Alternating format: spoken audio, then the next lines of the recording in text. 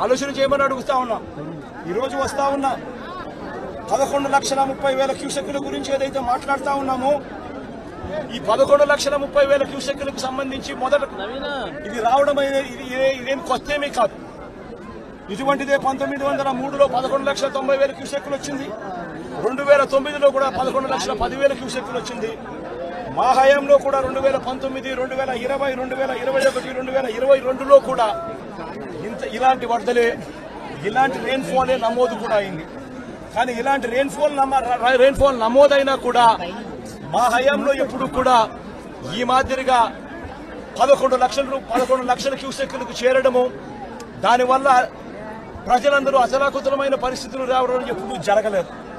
2021లో శ్రీశైలం నుంచి దిగువకు 8 లక్షల క్యూసెక్కులు, శ్రీశైలం దిగువకు 8 లక్షల క్యూసెక్కులు 2021లో కిందికి వదలడం జరిగింది. దిగువ పులిచింతల్లోకి మూసీ నది నుంచి 1,50,000 క్యూసెక్కులు రావడం జరిగింది.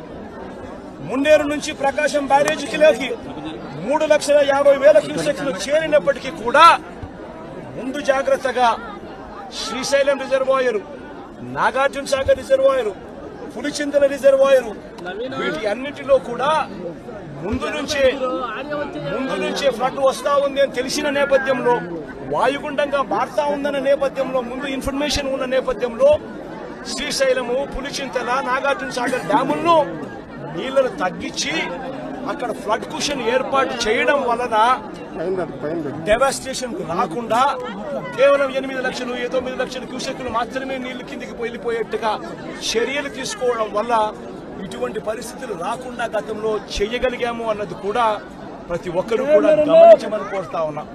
ఇంతటి మ్యాన్ మేడ్ ఫ్లడ్ ను క్రియేట్ చేసినందుకు చంద్రబాబు నాయుడు మొట్టమొదటిగా ప్రజలకు క్షమాపణ చెప్పాలి. క్షమాపణ చెప్పి కనీసం వీళ్ళకందరికి కనీసం బేసిక్ ఫెసిలిటీస్ లేవు, తినేదానికి తిండి లేదు,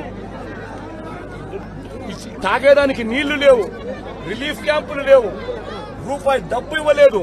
వీళ్ళందరూ ఎలా బతకాలని చెప్పి అడుగుతా ఉన్నారు. చంద్రబాబు నాయుడు ఇక్కడికి వచ్చి క్షమాపణ చెప్పి సమాధానం చెప్పాలని కూడా అడుగుతా ఉన్నారు.